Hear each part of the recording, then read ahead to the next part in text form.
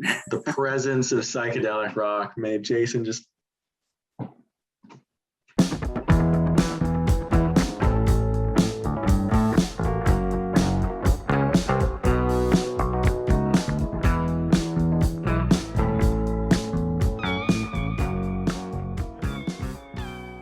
What's up, everybody? Welcome back to Listography. Jason, Joe, and Krams are here. We are in the midst of 3 weeks of our personal picks. We kicked that off last week with Kramser's selection of Eurythmics. This week, it is Joe's turn, and he has selected for us the Byrds. Any words on why this was the band you chose? Oh, the bird is the word. I get it. Very nice. The word on the bird is I just love the Byrds, and I love they're such an interesting band because they really were like the American answer to the Beatles. And there was so much turmoil. He scoffs, but they were so much turmoil in the band. And the names of the people, I mean, Crosby, who obviously go on to tons of different stuff. Parsons and Hillman went off to their own solo stuff. Flying Burrito Brothers. Gene Clark, who's only in the band for 2 albums, went off and had a ridiculous career of his own. And it's just such an interesting band that I feel doesn't get enough play. So I wanted to go with the Byrds after Eurythmics and before Jason's dog of a pick, just to, get some interest back in the channel. I was, afraid we'd kind of fade away a little bit. That Beatles comparison, other than members going on to solo projects, kind of where it ends. I'm talking about like America's like response to the Beatles. I mean, they basically invented country rock. They invented folk rock. They had folk rock before Bob Dylan went electric. They had a couple #1 albums right in the height of kind of Beatlemania that sort of like beat back the British invasion a little bit. Not that they were like on equal footing with the Beatles, but they were really the only American band around that time, because we're already talking about the Beach Boys kind of fading by the time 65, 66 came around. So in between all the #1 Beatles albums, you had these Byrds albums, Mr. Tambourine Man hitting the highs in the charts, and Mr. Tambourine Man was a #1 single, blah, blah, blah, same with Turn, Turn, Turn. So not literally answer to the Beatles, but sort of the American lesser version. Sure, I'll say lesser version. Still a seminal band in the history of rock and roll. Wildly inventive. As far as familiarity for me, I was familiar basically with their greatest hits. And I think my brother might have had a Byrds Sing Dylan compilation with a bunch of their Dylan covers on it. So I knew that. And I knew, as far as like full albums, I knew Sweetheart of the Rodeo. But other than that, I haven't really gotten into the full albums before this. But I know, all the big songs, but a lot of this was new for me. I'm with Jason. I knew greatest hits sort of stuff and didn't really listen to an entire Byrds album until last year for Albums of the Year, Mr. Tambourine Man, Turn, Turn, and Sweetheart of the Rodeo, and Byrds, the last album, because I thought it was their first album just by the title, which was an epic waste of time. I had listened to Fifth Dimension, but I did not remember it all. So those several albums. But yeah, this was a pleasant surprise. Wildly inventive is a great way to put it, Joe. I'm actually surprised that even though I picked the Byrds, I thought Jason was into them at some point for some reason. I listened to every Byrds album. At some point, I really got into Sweetheart of the Rodeo a couple of years ago, kind of sparked my whole country rock fandom. It's been burgeoning ever since. And, I love all the solo records from the members and their sort of side projects as well. So I'm pretty darn familiar with the Byrds, and I really love this week. Obviously, it gave me a chance to explore some of the albums that I had initially maybe not liked as much. So it was a fun week for me. So we've got 12 albums in all to rank. Who wants to kick it off? I'll kick it off. I did like this week a lot, but I didn't like every album. I'm going to start with my number 12 being Farther Along, and I only have it at 2 stars. I think this is a pretty poor record. And I liked reading about it because it's like the most reactionary record ever. Like the one before this, Byrdmaniax, they were like so dissatisfied with that they just like immediately and very quickly like put out whatever they can just to get like new publicity of any kind because it was not well received. However, I think the one before it is better and not nearly as bad as the press seemed. And I think this one actually didn't put any band-aids on anything. BB Class Road doesn't sound like them at all. They try like desperately to be so different than Byrdmaniax, like got rid of like most of the piano, the strings are gone, all the sweetness. They try to be like really hard rock right off the bat. It's like really stripped down, and you can't strip down the Byrds too much because you got to have the pretty jangly guitars and the harmonies and the blend of all the genres with, psychedelic and folk rock and country influences and pop tendencies and all these things they're good at. And then they're like, we're not going to use any instruments other than this. And I absolutely hated America's National Pastime. Really weird vocal effect on Antique Sandy when it's like going in and out really for no reason whatsoever. Yeah, I thought this one was a big letdown that does not highlight any of their attributes at all. Number 12, 2 stars, Farther Along. I'll go next. Let Joe go last on his pick. But I am totally eye to eye with Cramser. My bottom is also Farther Along. It is the classic example of the overcorrection, just with the way Byrdmaniax was panned by the press. To come back with this is just, too far in the other direction, too stripped down, too bare, too uninteresting. It was definitely rushed. Yeah, BB Class Road is pretty bad. It's the type of track that you would assume would be cut from most albums. It sounds like a total leftover filler, but makes it onto the record. And America's Great National Pastime. It is so ridiculous to think that they thought this would be the song to get them back in the good graces of critics and fans. I cannot believe this was the single from this record. Absolutely terrible. And it just sounds like a band that's out of gas, out of ideas, just been touring too much and too long, and, too many band members in and out. It's just kind of seems like the end of the line in basically every way. So it does have a couple moments on it that I don't mind. I think Bugler is pretty good, although I don't think you want your best song on your record to be called Bugler. But yeah, there's some tracks here that are okay. I have it at 2.5 stars, but it is not up to the Byrds standards. We're all seeing eye to eye so far. Farther Along, I got it 2 stars. It's hard to talk about this album without like talking about the fact that the only person left in the band who was really, I guess you can say Clarence White was a Byrd because he was been around since Notorious Byrd Brothers, all of like 3 years ago. It's only 3 years later. They really packed a lot of content into these years. But Roger McGuinn was the only one left, really, who has anything to do with the Byrds and how they started and the folk rock and everything else. So by this time, they're just not even, kind of ashamed to be named the Byrds still at this point.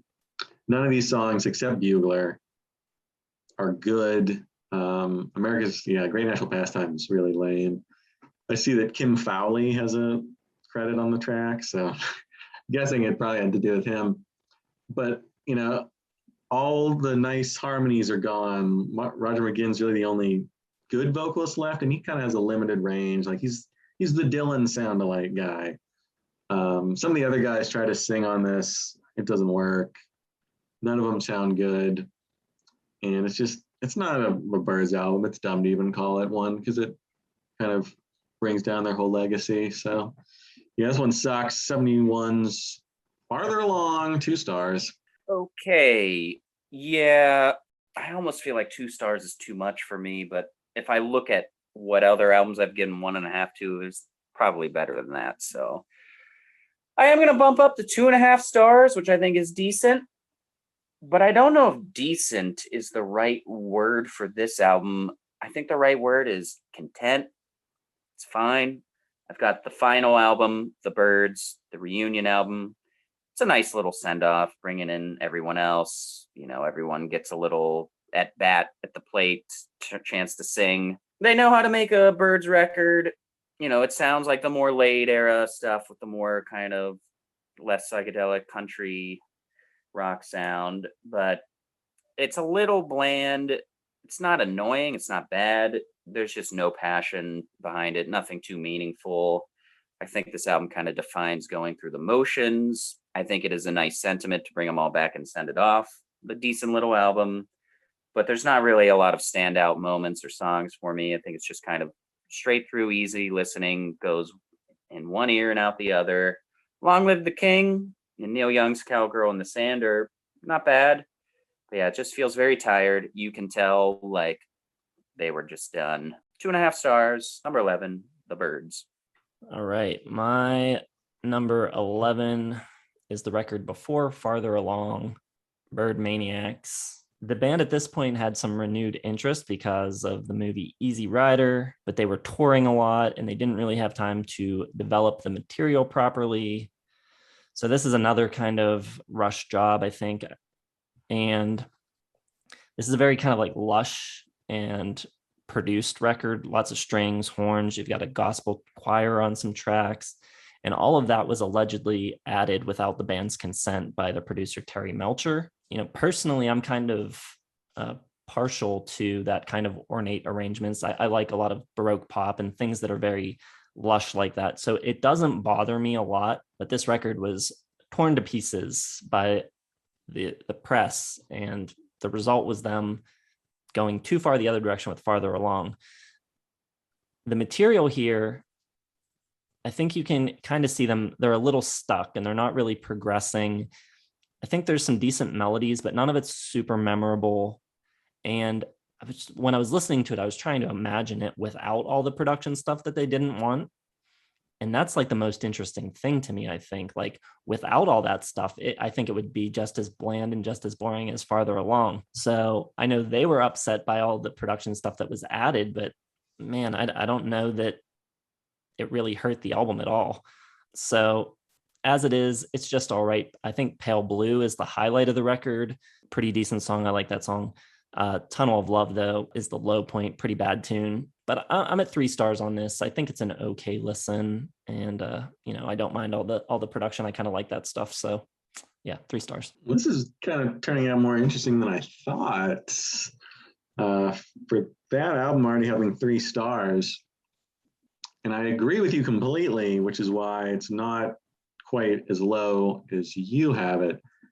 I don't know, these later period Byrd, I love the Byrds, but these later period Byrd albums just don't do anything for me. My number 11 is going to be Ballad of Easy Rider. And it's even worse when you think about what the Flying Burrito Brothers were doing the same year comparatively. And that had Graham Parsons and Chris Hillman in it.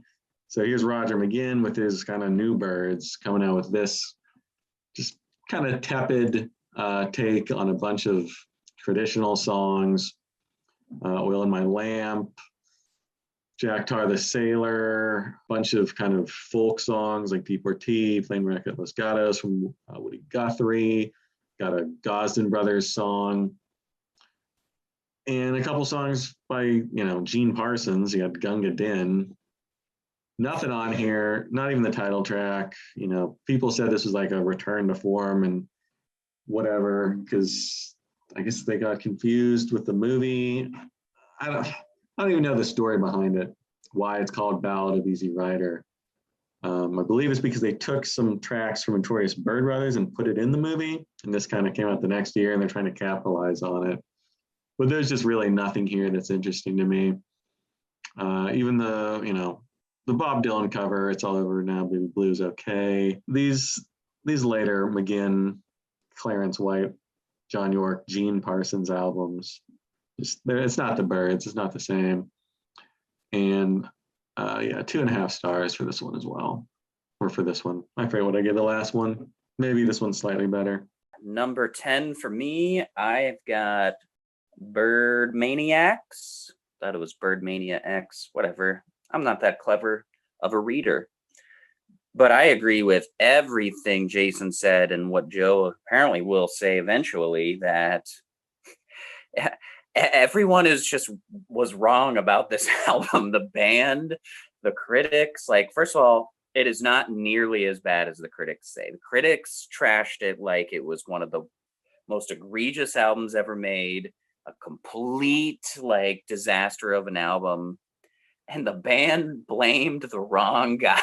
Like the production saves the album. They don't really have a hugely memorable song that they wrote or rearranged, because they do cover a lot of covers in their last 3 album stretch at all, except a few songs on here I think are really good, like Kathleen's song, Because of the Strings, Glory, Glory.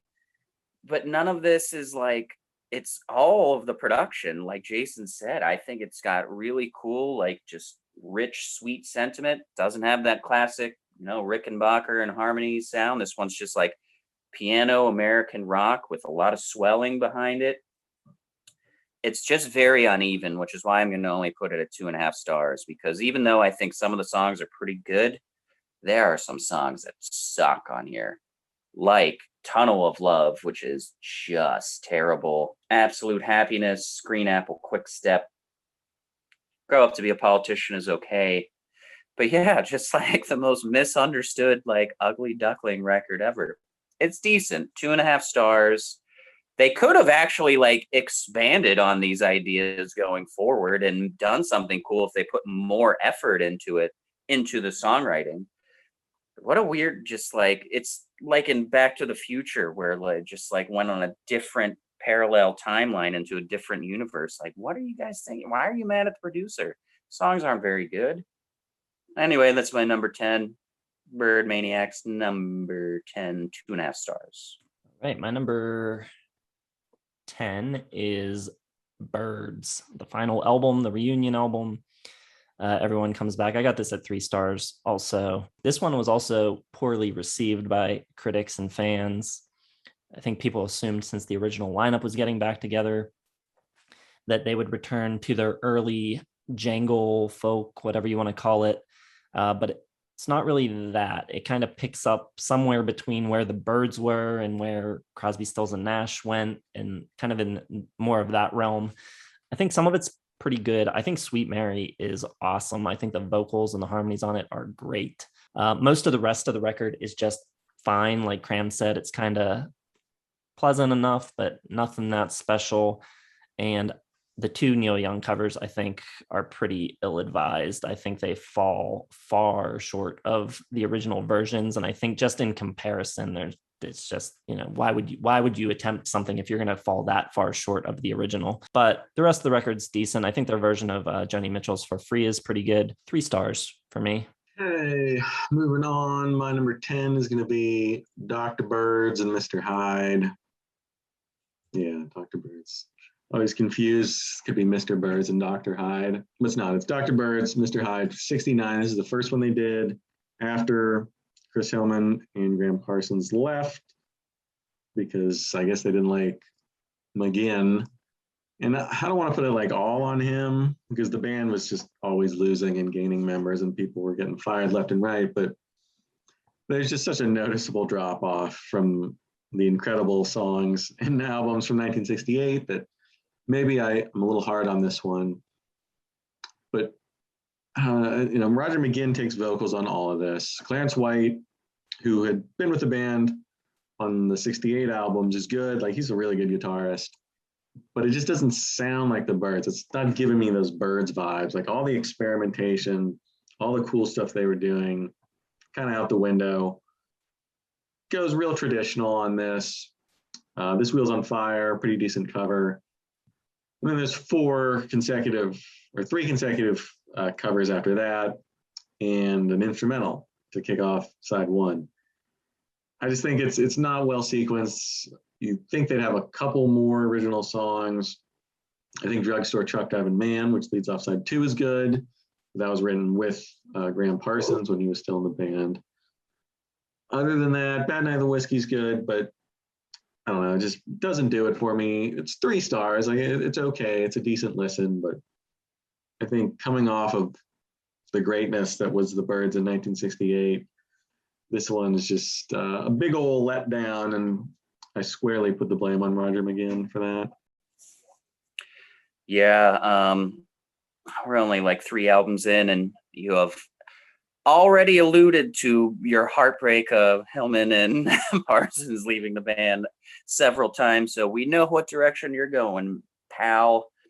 But right now, everyone's seeing kind of eye to eye, just kind of one album off. My number 9 is going to be Ballad of Easy Rider. Probably the weakest lineup, although I do think Clarence White is really good guitarist, like criminally underrated. We'll probably talk about that later. He's good on this track, or on this album. On this album, probably more than any that he's on. He's really used as a crutch, because I don't think there's many highlights on Ballad of Easy Rider outside of what he's doing. And I think Jesus Is Just All Right and Jack Tar the Sailor are very weak.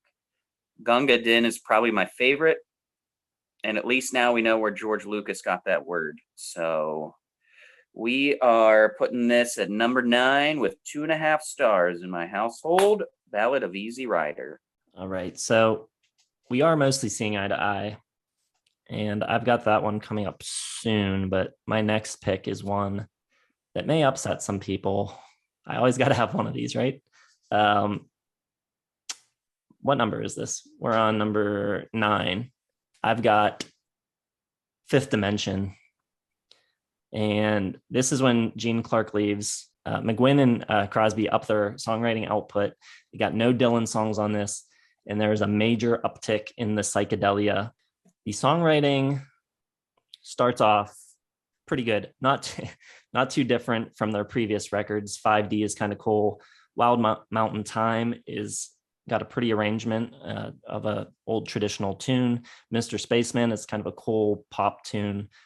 But on I See You, that's when you get the first of the album's kind of, I guess it's like John Coltrane inspired atonal nonsense. It sounds like a bunch of hippies that are too high, that are trying to be far out and groovy. And it's just all the guitar work from this point of the record on is total garbage, trying to push the envelope, but it's just stupid and it doesn't sound good. I don't like 8 Miles High. That's probably the biggest offender, but yeah, it's just not my style. I don't like it. I think there's some decent songwriting and it's just wrecked by the terrible guitar work on this record. Yeah, a lot of it's just hippie nonsense. So that's it. I got it at 3 stars. I still put it at 3 stars because I think the songwriting is decent and the first 4 tracks on the record are pretty good. So there you go. The same kind of hippie stuff the Beatles were doing. I mean, come on. They were all doing the Indian stuff. Crosby taught it to Harrison. They were all in love with Robbie Schenker and all that stuff. Come on.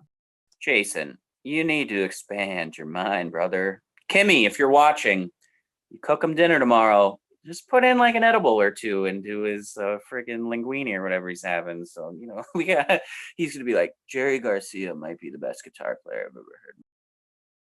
Put it in his steak and potato and no seasoning, normal meal that he must eat.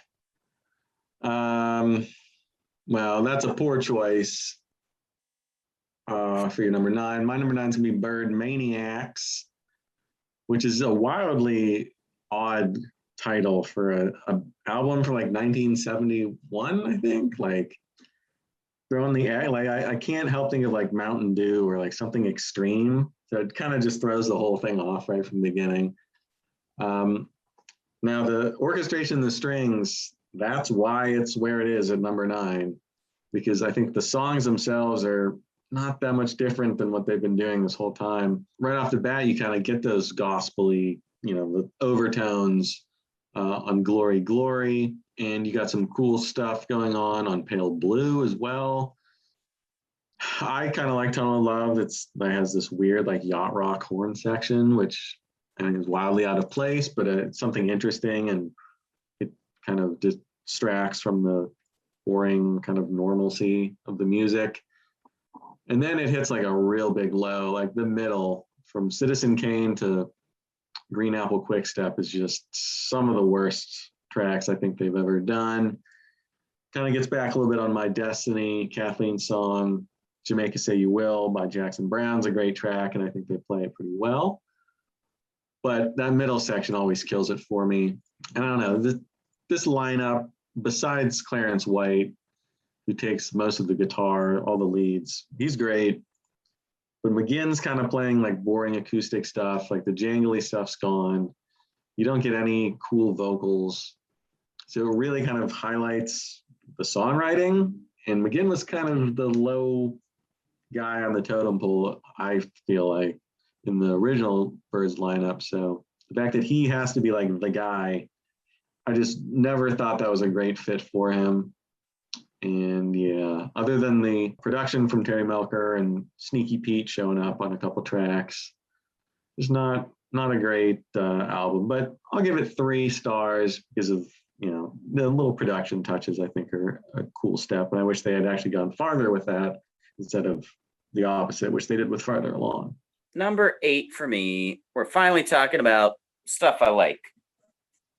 So it was very nice to know I found 8 Byrds albums that I like.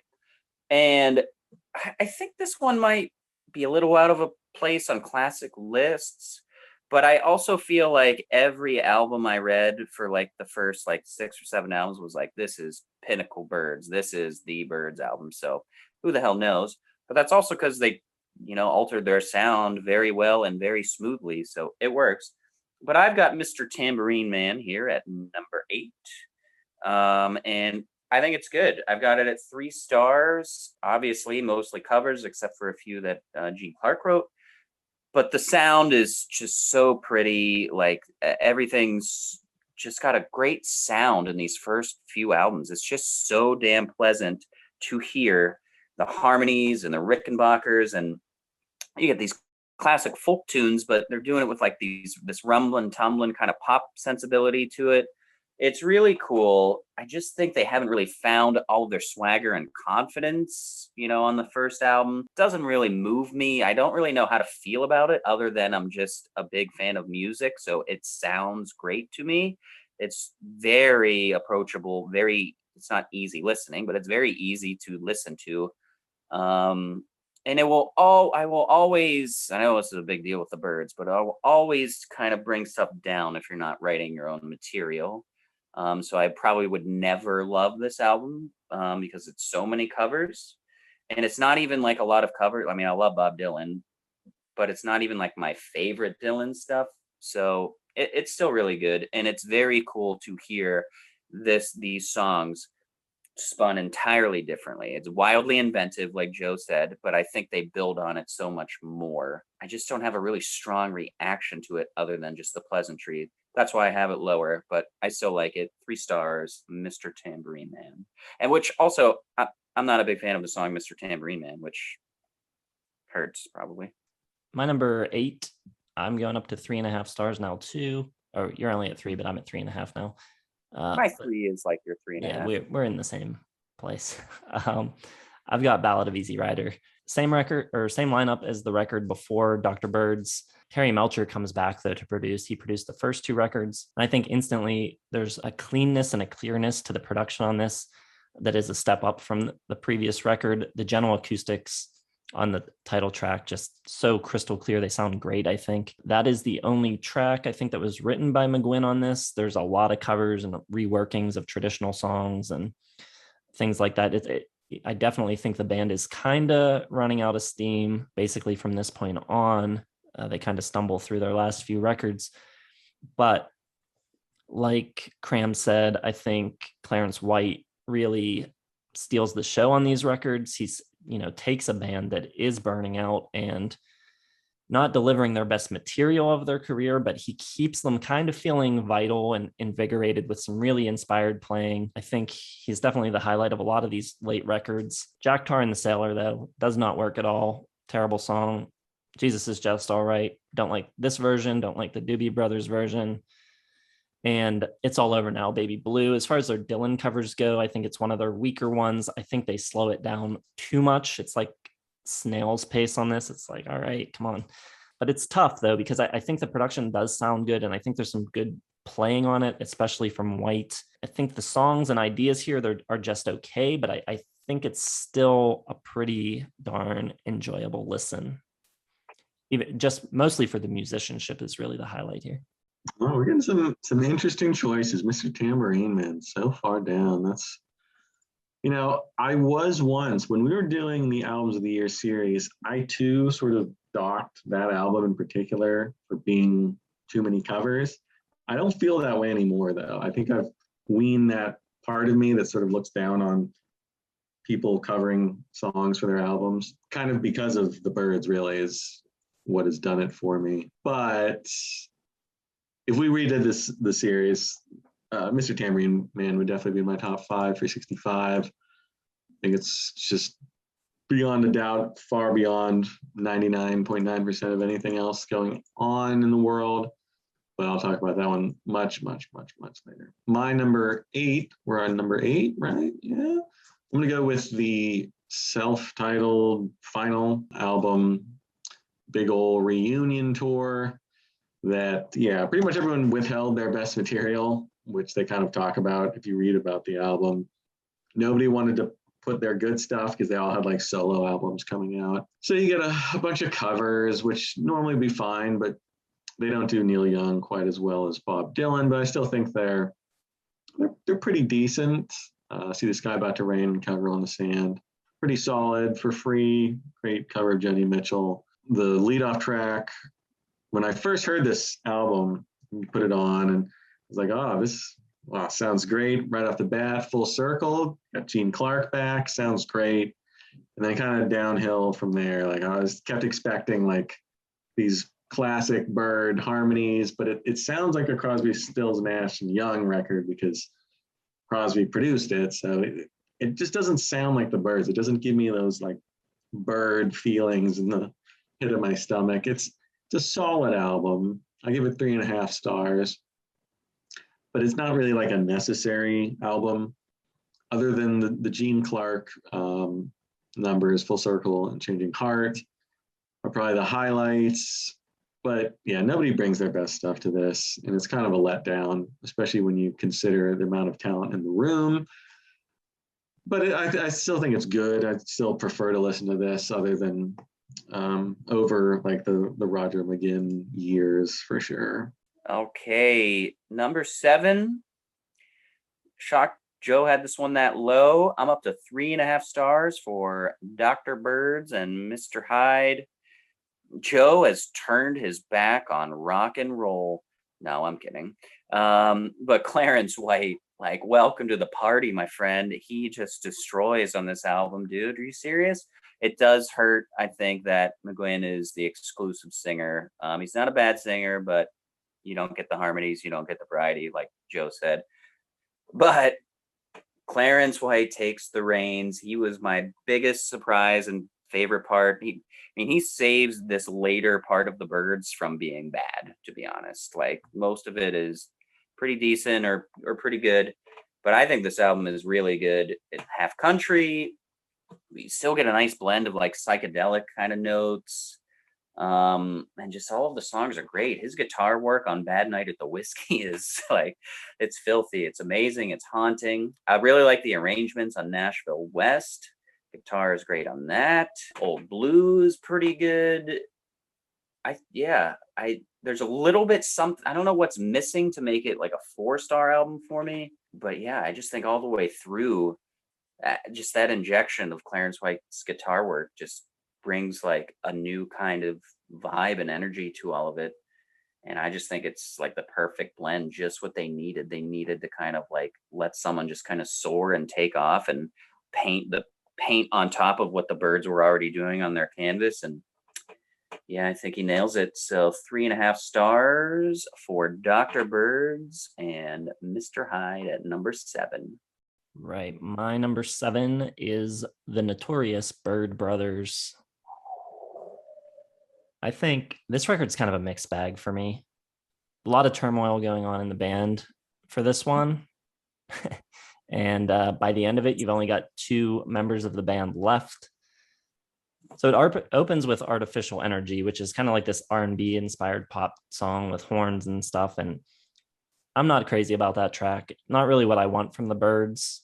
But then you get the Goffin and King track Going Back, which Dusty Springfield did the most well-known original version of it. And I love what the Byrds do with it. And it's interesting because this is part of the reason that Crosby ended up out of the band, because he didn't want to do this track. But I love it. I think it's super, super beautiful, really good song. Then the third track is Natural Harmony, and that dips back kind of into psych rock with some like jazz influenced sections. So 3 tracks into the record, you've already have like 3 different versions of the band. And from that point on, it just continues to be a mixed bag. I love Get to You, which closes side 1. I really think like the middle section of the record is very good. Tracks 4 to 8. Draft Morning, Wasn't Born to Follow, Get You, Changes Now. Those tracks I think are very good. It loses steam at the end with Tribal Gathering and Dolphin Smile and Space Odyssey. I don't really think any of those tracks are very good. It's really kind of all over the place in terms of quality for me. But overall, it's a good record, 3.5 stars. What a shocker. The presence of psychedelic rock made Jason just, scared him to death. It makes sense now that he explains it, but I would have thought he had better taste than that. My number 7 is going to be Untitled, the Byrds album, whatever they call it, Untitled, Unissued, whatever. It's a cool album. Side 1 and side 2 are all live. And it's cool to hear Clarence White rip through some of the old classic Byrds tracks. Start with Lover of the Bayou, which I don't even know where that song comes from, because I don't remember seeing it on any album. But it was written by Roger McGuinn, so maybe they only did it live. I don't know. Whatever. It's a great track. Positively 4th Street, I think it's a pretty cool cover they do there. And they throw Nashville West, and then they get in some classic Byrd stuff with So You Want to Be a Rock and Roll Star, Mr. Tambourine Man, Mr. Spaceman, and 8 Miles High, which they all do in kind of a new, like, rockier versions of, thanks to Clarence White, mostly in his ripping guitar. So that closes side 1 and 2. Great start. The studio stuff, side 3 and 4. It's tough to like compare it because you have all those great tracks that I love all of them. And there's some interesting stuff on side 3. Chestnut Mare, kind of cool, but like there's a lot of talking in it, and it kind of kills the pace for me. Couple covers, Truck Stop Girl, and there's only 2 covers, which is kind of a change. Truck Stop Girl and Take a Whiff on Me, the only 2 covers. Everything else written by McGuinn and his various kind of helping songwriters. I don't know, like Kim Fowley's on here a bunch, Jacques Levy, who I have no idea who that is, Skip Batten, who is the bass player, has a couple songs on here. And it's just like a wildly mixed bag, because I think some of these people are good songwriters and some of them are not really. And I don't know, it's not like the old Byrds where Chris Hillman just appears out of nowhere and writes these awesome songs, or Crosby steps up because other people are out. I just don't think this lineup has that kind of talent, but it's a cool album, mostly because of side 1 and 2. Side 3 and 4, just kind of average Byrd stuff. It's 3.5 stars, but I'm mostly just going to listen to side 1 and 2. I have Untitled, whatchamacallit, number 6, and I did like the live stuff a lot. Clarence White, but it sounds like I like the originals a lot more. I've got this at 3.5 as well. I just think, the songs are good. It's got kind of a gentle, warm, kind of comforting nature to it. Grabbed me as sort of like Grateful Dead vibes a little bit. It never goes off the rails. It's a very reined in kind of approach to all these songs. It's got all those Byrds elements, but to me, it's kind of their most Americana album without going full country, like the difference between Americana and country. Hungry Planet, I really like the jamming and the acoustic guitar. Take a Whiff on Me is catchy. Yeah, I think all the songs are really good, but I do think, like, if it was just the studio stuff, so it's kind of like an asterisk for our reviewing, because we don't do live albums, but live songs attached to albums count. This one is elevated, whatever the rules are. We make them up as we go along. the live stuff, yeah, makes this or a really good album for 3.5. If it was just the original stuff, might be like a 3-star album. But I don't dislike the originals on here, the studio stuff, not the originals, but the studio stuff. So yeah, 3.5 stars. Number 6, Untitled. My number 6 is Untitled. I did not even listen to the live album, and based entirely on the studio stuff, I've got it at 4 stars. I think it's really good. You got 4 of McGuinn's country rock stage play songs, which that's who Jock Levy is. He was working on a stage play that fell through, and a lot of those songs end up scattered throughout a couple of the later records. You got a bunch of those on here. Surprisingly, I like all of those tracks. Would have been a good stage play, perhaps, because some of the best material on the later albums are from there. I think it's the most cohesive set of songs they have since Sweetheart of the Rodeo. All the Things and Yesterday's Train are really great songs. Just the Season, I think, is fantastic. I think even the weakest tracks here, probably Hungry Planet, still has great guitar work from Clarence White. Again, really the biggest revelation of the whole thing. I'm with Cram on that. Clarence White, amazing guitar work. Also, he invented the B-bender, which is kind of cool. If you don't know what a B-bender is, you kind of like pull on it and it makes the pitch of the strings shift so that it sounds a little like a pedal steel. So that's cool. Yeah, cool record, 4 stars. All right, so we're all the way up to number 6, aren't we? Time to get into the real stuff, the good Byrd stuff, the classic Byrds lineup, everything from here on, 4 stars and above. My number 6 is going to be Turn, Turn, Turn, their sophomore album, the last one with Gene Clark. And it's similar to the first one. You got the, big cover song leading off with Turn, Turn, Turn. You got 2 Bob Dylan covers, Lay Down Your Weary Tune and The Times They Are Changing, and a bunch of other covers, Oh Susanna, Satisfied Mind, and a traditional arrangement of He Was a Friend of Mine.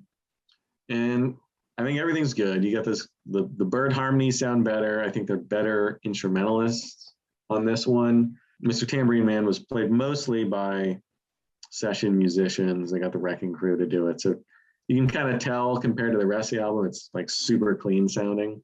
On this, I believe they all played all their own stuff. Sounds better.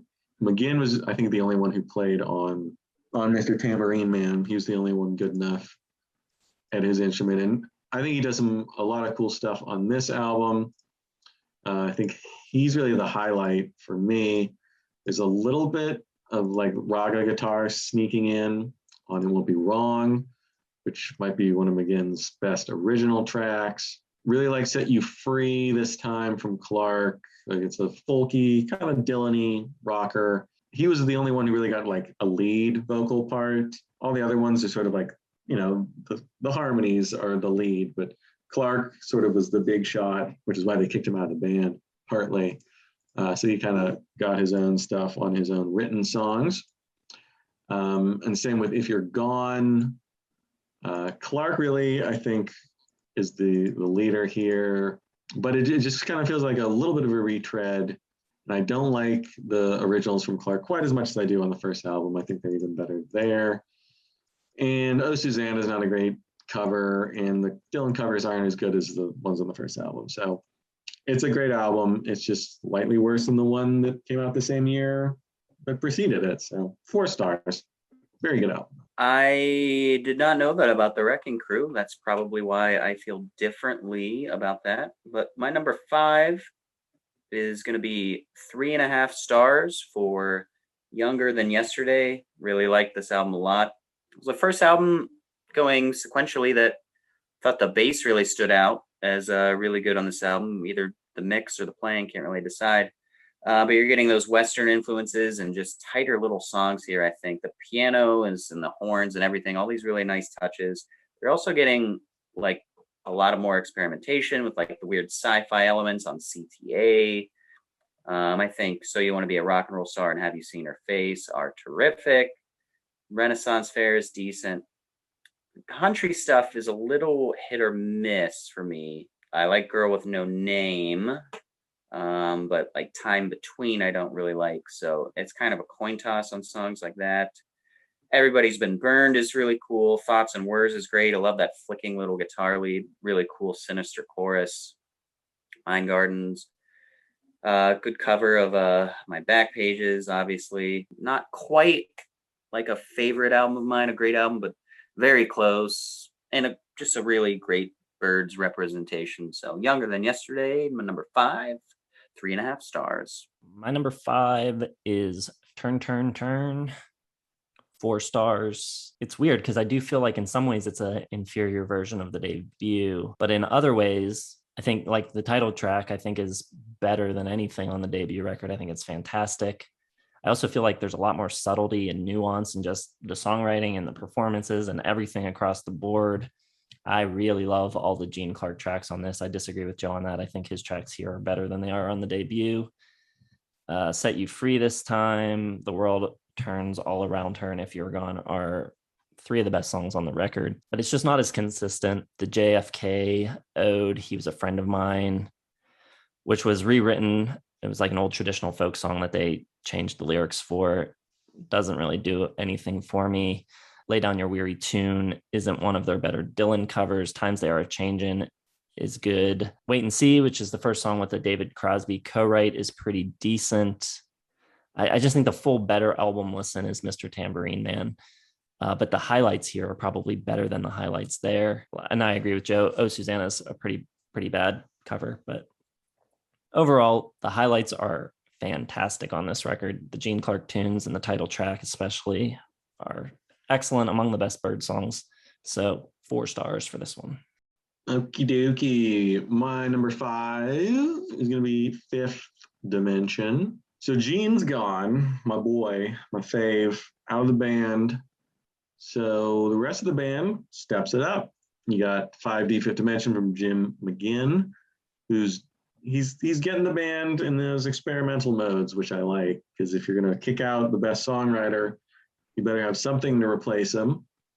And they kind of get spacey with it. Mr. Spaceman, like space cowboy, kind of weird Western mixed with sci-fi, which is very cool. They'll explore that a lot on the next couple albums. I love 8 Miles High. I think the Raga inspired guitar is really cool, really unique. I think the biggest problem with this album is side 2. You got Hey Joe, Captain Soul, John Riley, and 242 Foxtrot, the Learjet song. Not great, but side 1, I think, is pretty much a 5-star album.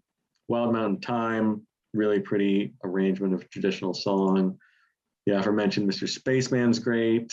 David Crosby steps up in a big way with I See You and What's Happening, which I think are quite excellent. I Stand at Every Door is an interesting take on a Turkish poet's song about Hiroshima.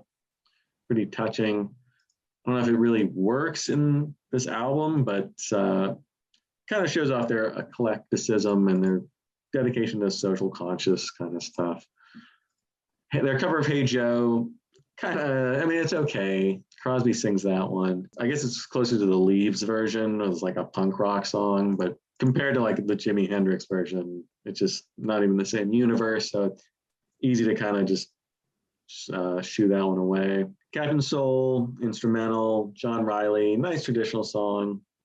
And 242 is an interesting like attempt at integrating like real life sounds into a song structure format. It just doesn't really work. Like a good try, boys, but not quite. So it's a 4-star album for me for sure. I really like the songs, but as like a whole complete listen, I just think it a step down from I think what their 4 masterpieces are. But a really cool album, way ahead of its time. Like they really were the first band to do this psychedelic stuff like this, the raga guitar. So a lot of cool stuff. Just the songwriting, not quite there yet, but you'll have that when you kick out the best songwriter in the band. Okay, my number 4 is Sweetheart of the Rodeo, and I've got it at 3.5 stars. You guys probably saw this coming. I do think it's really good. I can't love it because it's just like a half a toe too much dipped into the thick country pool. I have defended this again, and someone's always like, you just hate country. It's like, I don't hate it. I obviously don't love the entire genre, but I always love country touches in music, but the foundation usually can't be this country. And my favorite songs off of this are usually the originals, not the old country standards. I don't understand how Jason can have the critique of blues music sounding repetitive and doing the same thing over and over, but many country songs, especially the older stuff, do pretty much very similar things, which is fine. This album sounds great. The playing is fantastic. Graham Parsons' influence is tremendous. I think for some reason, McGuinn does his Dylan impression way too over the top on this compared to like other albums. Like he just always sings it exactly like Dylan-esque, and it's just a little distracting, but sweet, sweet, sweet playing by everyone in the group, just playing with incredible instinct and feel. You Ain't Going Nowhere is great. I Am a Pilgrim is amazing. Banjo and the fiddle. Christian Life is okay, but yeah, a lot of it kind of just like 12 minutes can go by and it'll be like 4 different songs and I can't really tell where one begins and the other ends. Don't Miss Your Water is okay. You're Still on My Mind is really good. I like the Parsons pen tracks the most because it's more like, it's not straight up like slow moving prairie country with like really predictable movements in them. I think he writes more interesting stuff. And I think Nothing Delivered, pretty good closer. Yeah, I think it's really good. I could just never say I love it. So I've got to keep it at 3.5 stars, but I can totally understand why, you know, it's beloved by the people that fall into this. So yeah, still number 4, like it than majority of Byrds albums.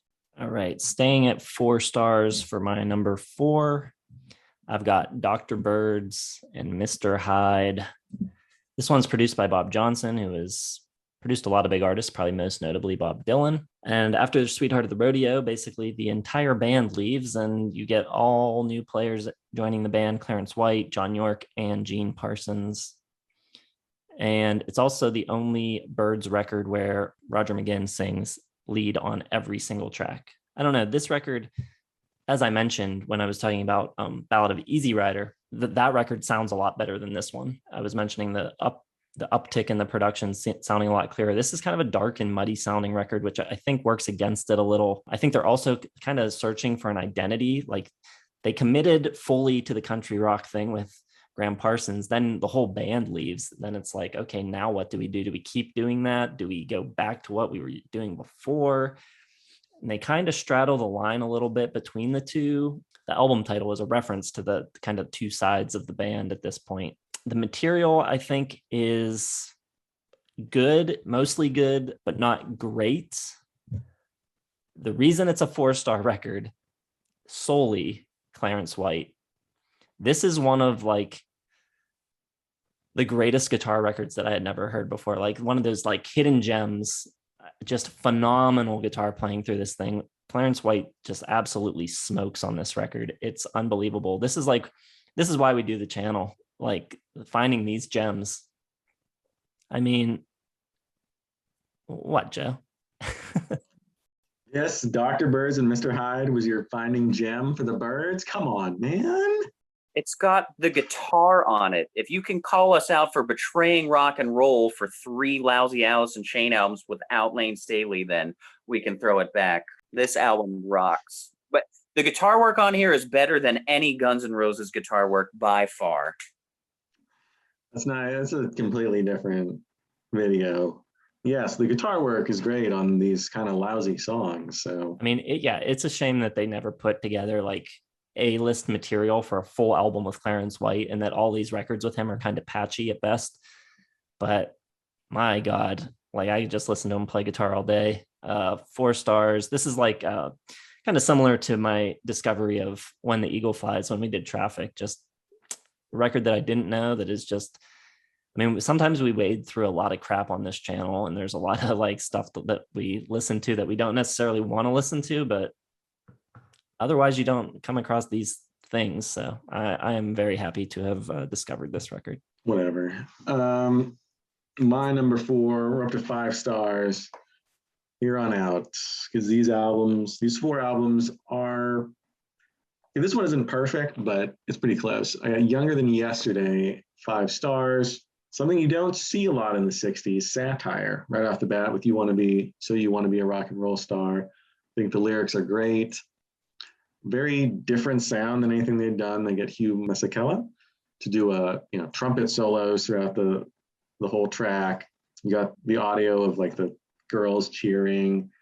Like, it's just a really kind of cool takedown of like the Monkees, basically, is what they did it. I don't know why they picked the Monkees. The Monkees were good, but the prefabricated pop, whatever, they were probably pissed that they were kind of not living up to their chart potential at this point. Possibly because like every album of their first 5 or 6 were so different. Like they just couldn't pick a sound. And on this one, they kind of dip into the Western, the country sound a little bit. Mostly seems on Chris Hillman's song. Hillman just comes out of nowhere just to fill in the void left by Clark 2 albums ago, but now they needed some more new material. And I just don't understand, like, so many talented dudes in this band, and they struggled to write like original tracks.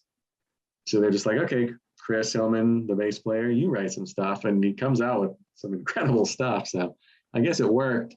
Have You Seen Her Face is like half country, half Paul McCartney, and a really great, one of McGuinn's best guitar solos. It's kind of like sloppy almost. Still experimenting with like the Space Cowboy stuff with CTA 102, cool little rumination on extraterrestrial life. And having like the alien voices at the end, like listening to the track back, I think is really clever. Something that I don't think most bands would have done. It's kind of like cheeky a little bit. And then Crosby has some great stuff on here. Everything's Been Burned is really haunting and great. Another really cool guitar part from McGuinn. This one, I think more than any other, has like the best combination of like everybody really contributing to this one. Time Between, another little country rocker from Hillman's great. Renaissance Fair, Mind Gardens from Crosby. He's kind of going the psychedelic route. McGuinn's, he only has 1 credit, but it's a cool one. So You Want to Be a Rock and Roll Star. And he co-wrote Y as well at the end, which is another cool one, him and Crosby. So people are kind of like collaborating with each other that may not have normally done it just to get this album out, and it works. It's all great. The one cover on this is My Back Pages, which is a fantastic cover of I believe it was unreleased at this point, Dylan's song, and one that I think, surpasses the Dylan version. I think they do that multiple times. I prefer the Byrds versions of Dylan. Byrds are why I like Dylan for the most part. But I think this is a great album, just fantastic all the way through. Everybody doing their parts, a little less of that weird experimental stuff that Jason hates, a little more like pop sensibilities on this. All right, number 3 for me, still just at 3.5s, but a lot of 3.5s for me, which means very good. So I think they're a very good band. Very good. Not great. Very good. Objectively, I mean, they're hugely influential. And all right, enough pampering Joe's ego here. Fifth Dimension is my number 3, and it's 3.5 stars. Pretty close to 4, to be honest. Considerable change with Clark out of the band. The approach is just drastically different. It's like somewhere between like their pop from before and like these crisp, like psychedelic vibes, simultaneously like bright and cool, but warm at the same time. I think it sounds amazing for 1966. When I found out this was 1966, I mean, not found out, I knew it going in. I was like, holy hell, like it sounds tremendous for 66. Very blissful song. And oh my God, the title track guitar sound on the solo with the organ underneath it is fantastic. Or not title track, 5D. Wild Mountain Time is really cool. I don't really care for Mr. Spaceman. I See You as sort of like, not free jazz, but like free rock, rambling, very cool. They got all these like influences coming in that make it such a cool listen. Love the drums and what's happening. Got a great groove. 8 Mile High is great. Really like cool, messy, frantic guitar work on it. the Hey Joe, not so great. I do think it kind of drops off after the first half with the second half. Disappointing John Riley's not about John C. Riley, but it is what it is. I think it's a really good album. 3.5 stars. Fifth Dimension. Yeah, really, really. So the first half is like 4.5 stars for me. All right, my number 3 is the debut, Mr. Tambourine Man, released just a couple months after Dylan Goes Electric at Newport. He was Jim McGuinn at this point, playing his signature 12-string Rickenbacker. That sound is all over this. You've got 4 Dylan covers. You've got 3 other covers. You got 5 originals.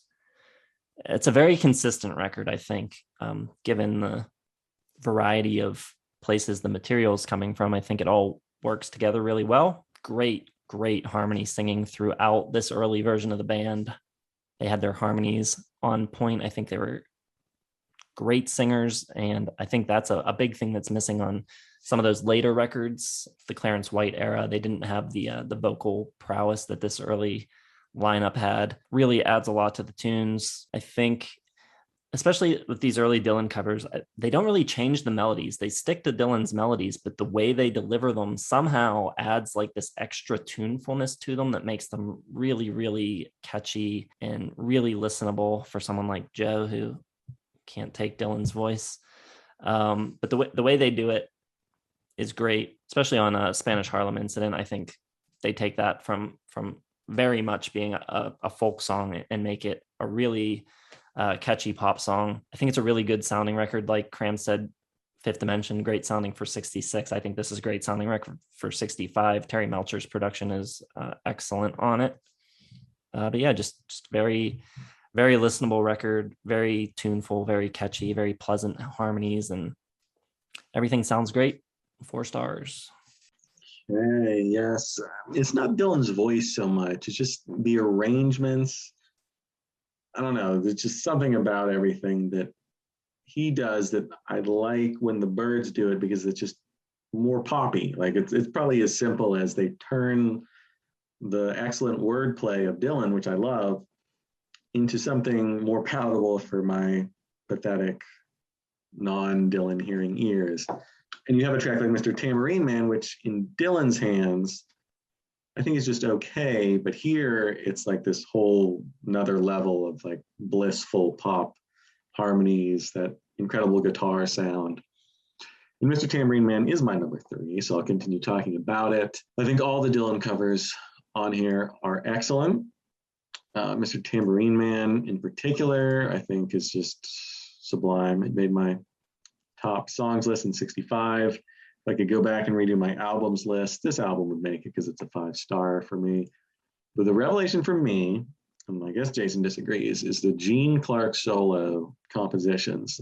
I'll Feel a Whole Lot Better, Here Without You, I Knew I'd Want You, and It's No Use. I think are just all incredible. It really set me off. When I kind of went back and revisited these a couple years ago, it set me off on this Clark discovery period of my life, which we'll get into a little more later someday, hopefully. But I just absolutely love his songs. I think he sings them amazingly. I think he has a really pretty sort of a style for arranging things. All these like kind of, surface level love songs, which is his delivery, and his arrangements are fantastic. I think I'll Feel a Whole Lot Better is the second best song on the album, better than some of the Dylan ones, better than Bells of Remney. The Jackie DeShannon cover is good though. Don't Doubt Yourself, Babe, Chimes of Freedom, We'll Meet Again, all really good.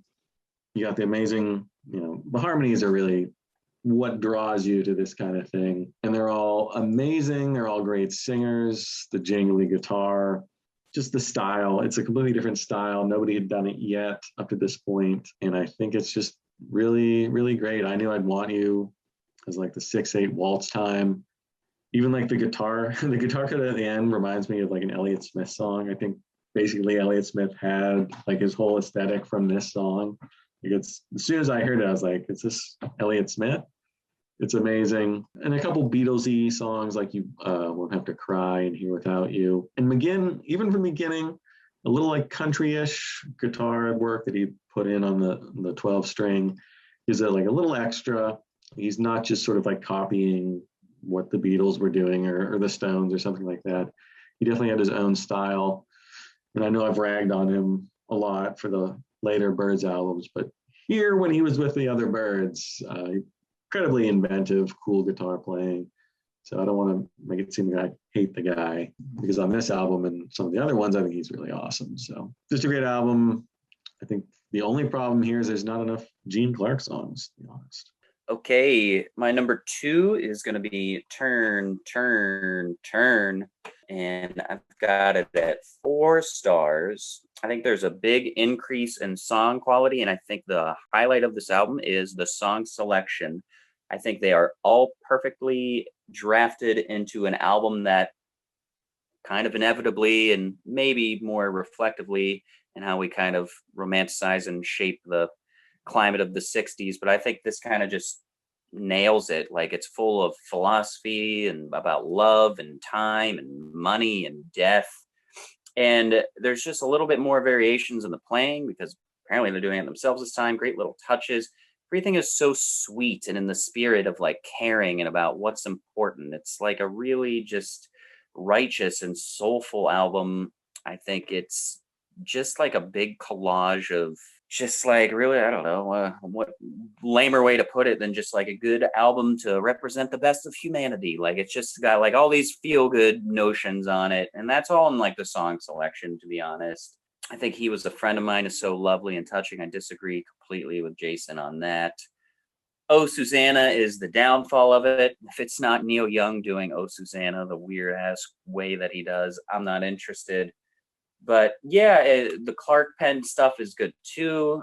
Set You Free this time, you know, and I would agree the McGuinn playing, if that is, it's hard for me to know because I don't know the band as much as well as you guys, like who's on what lead instrument and all that. But that's McGuinn on guitar, like working that jangly ness on it. It's awesome. So yeah, I've got it at 4 stars. Title track obviously is great. I actually don't mind the times they are changing cover. So yeah, 4 stars. I think it is a great album. I would like to revisit it again soon. Number 2 for me. Top 2, and this was a tough call. Going up to 4.5 stars for both of these. But at number 2, I'm going with Sweetheart of the Rodeo. Kevin Kelly on drums. Got Graham Parsons coming in as well for this one. This is a full leap into country rock, or at least they say it's country rock, or that it's often cited as one of the first country rock records, but it's pretty much a country record. There's not a whole lot of rock on this record, but I love country music, so I am cool with that. However, Graham Parsons only sings 3 tracks on this record. I think Roger McGuinn overdubbed or erased 3 of his vocals on it, and there was some speculation that like he was still under contract when he was in the International Submarine Band and he wasn't able to sing on the record, so he started recording over the vocals. But then other people say that that's BS and that he just wanted more control of the record. So I don't know. Whatever the reason is, I just feel like comparing this to the Burritos and to his solo albums, I feel like there's a little something that's kind of detracting from his vision. Like, he's trying to take control of the band here, I think, and steer them towards the country thing. Clearly, originally this record was intended to be a concept record where they touched on all different types of American music and jazz and everything, and he kind of pushed them in the direction of like, let's just do the country thing. So for having just entered the band, he's really taking control, and I wish he just had full control, because it does feel like there's a little pushback, a little like timidness or not wanting to go quite all the way. And knowing what he was capable of on those other records, on the Burrito Brothers and those solo records, just holds it back a tick for me. Some of the covers I don't think are really inspired, but the good stuff on it is so good. And aside from Parsons, all the guests that are on this record contribute enormously and do great jobs. Clarence White appears on it. You got the pedal steel players, Lloyd Green and JD Manis. John Hartford plays some incredible acoustic guitar in this record as well. Those guys bring the record to life. And there's a ton of great songs on this record. It's a 4.5 star record. Just that little bit that I want more out of Graham Parsons that I know is there. So that's why it's 4.5, and that's why it's number 2. All right, well, what's it gonna be for me? Am I gonna go full country rock? I'm gonna dabble. My runner-up is going to be the Notorious Byrd Brothers, which really shot up my rankings during this week. I'd always kind of overlooked this one because it came out in 68, and I was so focused on Sweetheart of the Rodeo, which was top 3 for me in the year of 1968 and made my list for album of the year. So I kind of was just like, this one can't be any good. It came out the same year. No band's capable of 2 5-star albums in the same year. I was wrong. Even though this is like wildly different, it's still, it has like that early Byrds DNA. Like Sweetheart of the Rodeo is like a completely different like band, basically. Like, this is, I think, the closest the Byrds ever get to like being a perfect band with a perfect album. And it's weird because Crosby was fired halfway through. So, McGuinn's kind of like consolidating power, I guess. And this came out before Sweetheart. So Graham Parsons isn't in the band yet. So it's another one where it's like a weird lineup, but it just works. Artificial Energies, another like lead off track that kind of doesn't bear too much resemblance to the rest of the album, which I don't mind, because after that, I think it really gets into a groove, like this psychedelic folk rock, little elements of raga popping in on some of McGuinn's solos. You have your first appearance of a lap steel guitar, which I could have sworn I heard some before this, but this is the first one with any kind of lap steel in it. So they're kind of getting a little country, getting that psychedelic, and it just doesn't sound like anything else. I think in the history of rock music, the lead vocals, like they're a little sparser, so it's very ethereal, really cool sounding. I think everybody just has really great material. I think the King Goffin tracks, both are amazing, going back, and Wasn't Born to Follow. I think Crosby has his best stuff on here, Draft Morning, which Hillman and McGuinn kind of changed after he was gone, but still an amazing song. I think Tribal Gathering and Dolphin Smile are both really cool as well. And the way it just flows, like each track kind of comes in and fades out and just like right into the next track, and it's kind of like this big, long, connected piece. There's just something really cool and interesting about it. Like there's some interesting like cutting edge technology as well. Like you got some flangers and panning and a Moog synthesizer as well. So it's just touching on like the past with something like going back, like it's very nostalgic. And yet there's another track like right after where they're going into like futuristic, like raga stuff and Moog synthesizers. And it's just a really cool kind of juxtaposition and blending of all these different styles in this really cool, unique package that I think is all amazing. They made a great album without any Bob Dylan covers. I didn't think they had it in them, but other than the 2 King Goffins, it's all originals and it's all, I think, awesome. Even something like Old John Robertson, which I thought was like a traditional song, is a Hillman and McGuinn. So I think them together, like that was the secret. And then it kind of all went to hell after Parsons came in. Great album, but then Hillman and Parsons left, and McGuinn was kind of left as the only songwriter, and that's kind of where it all fell apart. But I think for this brief moment, before Crosby got fired and before the band split up, Hillman, McGuinn, and Crosby put together a hell of an album. So it's 5 stars and definitely the revelation of my Byrds listening week. Me too. It's my number 1, 4.5 stars. Very strong 4.5. Yeah, you said it, brother. This is a magical sounding album. I really appreciate the variety just in the first 3 tracks alone, like Jason said. But it never feels like they're just bouncing around chaotically. and the whole album just seems so effortless, which is crazy considering the story of its making and all of it's like all the drama was such a distraction, like in their personal lives, and like they're worried about this and that. And they when they got in the studio, they were just like it was just like an escape. Like, all right, well we're playing it this way, and I'll just play it as best I can. It was like perfect. The mix is perfect on this. I like just laid there and listened to it. I was like, wow, it sounds so great.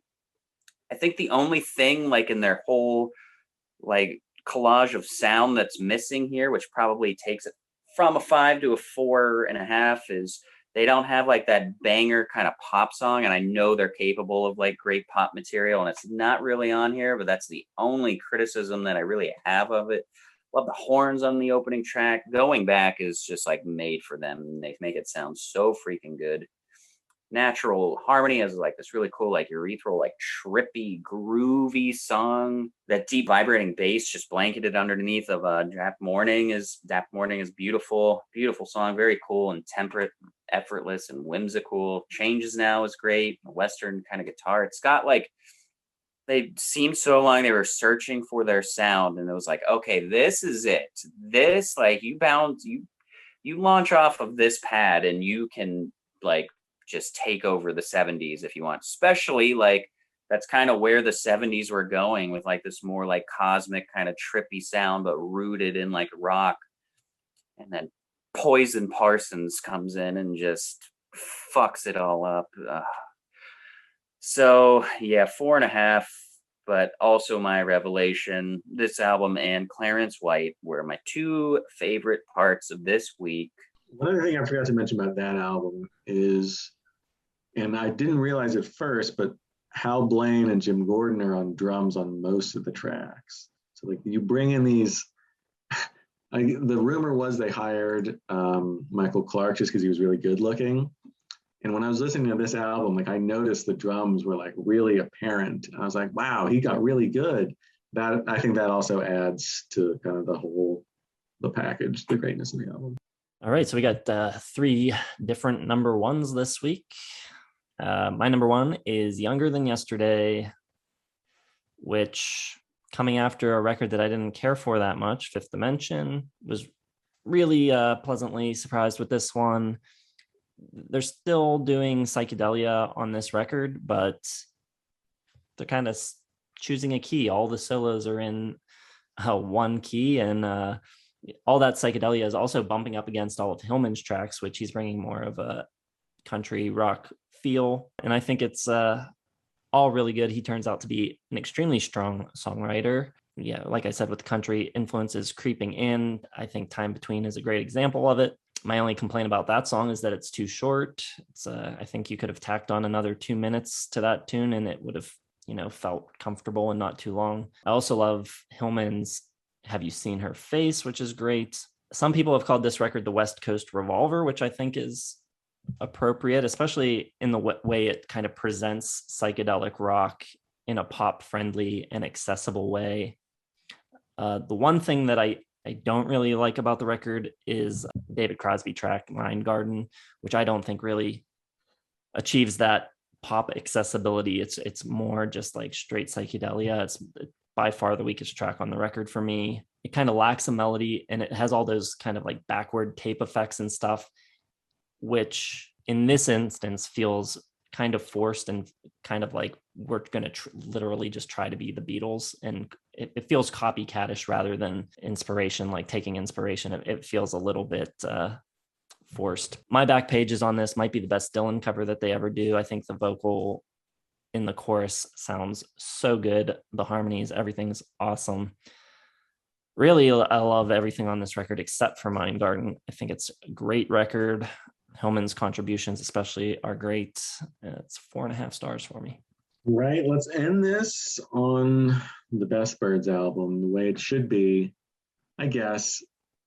I don't know if this is the best one, but it definitely meant the most to me. Like, this album just unleashed like a whole new world when I first heard it. And I was trying all week to remember why I listened to this, because I wasn't really into country rock at all. Like, never, and this was 5-6 years ago probably by now. And I'm trying to think, there must have been like a track or an album or something. Actually, you know what? I do remember. True Detective season 2, terrible show. In the show, Colin Farrell gets shot. He's like dying. He sees a vision of an Elvis impersonator doing a Conway Twitty song called The Rose. And it's ironic because Conway Twitty started out as an Elvis impersonator. So they're trying to do something. I don't know. The show sucked. It was a terrible season of True Detective.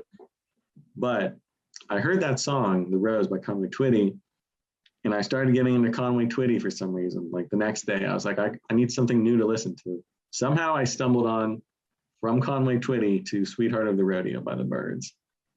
And after hearing it, it just opened up like an entirely new side of music that I had never explored at all. Country rock. I kind of had always, turned up my nose, much like Cramser, at it. But like, as soon as I heard this, there was just like something nostalgic or whatever in me that was like, this is like an entirely new thing that I love now. And it's all because of the terribleness of True Detective season 2. But this album, there's just something, from the cover on down, it's so unhip, uncool what Graham Parsons wanted to do with the band, which was basically make it a country act. Like in the 60s, when country was basically like the least cool thing in the world, this dude comes along and just wants to turn the Byrds into a country album. He wanted it to be Graham Parsons and the Byrds for this whole album. So he joins the band, tries to take over. Big old power struggle. I wish more of the Graham Parsons vocals were on here, but I like McGuinn's vocals. He works well on the Bob Dylan track, so I can't hate it too much. And I think both Dylan covers are amazing. You Ain't Go Nowhere, Nothing Was Delivered. I think all the traditional and sort of like folky, old school country stuff works so well. Some of the great steel pedal guitar playing ever from Lloyd Green and J.D. Maness, Clarence White, all the banjo and the fiddle and the double bass, and like just so unhip for the 60s. And yet it's all just amazing here. It feels like a relic in time. And the fact that it wasn't successful and like this is the only one kind of like it makes it feel even more special. So when I discovered it, I was like, this is like my album. Like this, because most people don't know it, most people don't like it, most people don't care about country rock. So it always just felt a little extra and really made me get into Graham Parsons, Hickory Wind and 100 Years From Now, his originals, just amazing works of art. His problem, of course, was that he was too drunk and high all the time to like write originals, but when he did, he was incredible. So this whole album, I think, is just pitch perfect the way it turned out. I don't know if it's exactly how they intended it, and it didn't work at all. Like it was wildly unpopular. Nashville hated it, wouldn't play it. They got booed out of the Ryman Auditorium when they played Hickory Wind. So like they just pissed everybody off with this record, which makes it even more special. So just a really cool, like one of a kind accident, really. It only happened because McGuinn kicked everyone else out of the band, but it worked, and it's a great record, 5-star. One of my all-time favorites, Sweetheart of the Rodeo. All right, very nice. Good episode. Glad we did the Byrds this week. Good choice, Joe. I guess everyone, you guys got any final thoughts before we close out? I don't know. I love the Byrds. They were flawed and kind of off the wall, but I think they're extremely interesting, and I don't think they get quite enough credit. So hopefully we'll see from the commenters what everyone thinks about them. I really have no idea what people think about the Byrds because you don't hear about them that much. Like you hear probably more about David Crosby himself more than the Byrds, and same with Graham Parsons. You pretty much just hear about him, and you don't hear about the Byrds and Sweetheart of the Rodeo that much. I thought it was a fun one to do because even some of the bad records, there's like little gems, great songs all throughout. I think I have coming up in tomorrow's video I have to double check. I think I have 8 albums represented in my top 10 songs. So yeah, I found a lot of like sprinklings of great tunes all throughout. All right. So yeah, let us know what you think of the Byrds, what you think of our lists. Be sure to like the video, subscribe to the channel if you have not subscribed yet. And yeah, check the description for links to all of our social media accounts, Facebook, Twitter, Instagram. Check out our website. And we'll see you tomorrow for our top 10 favorite Byrds songs. Thanks for watching.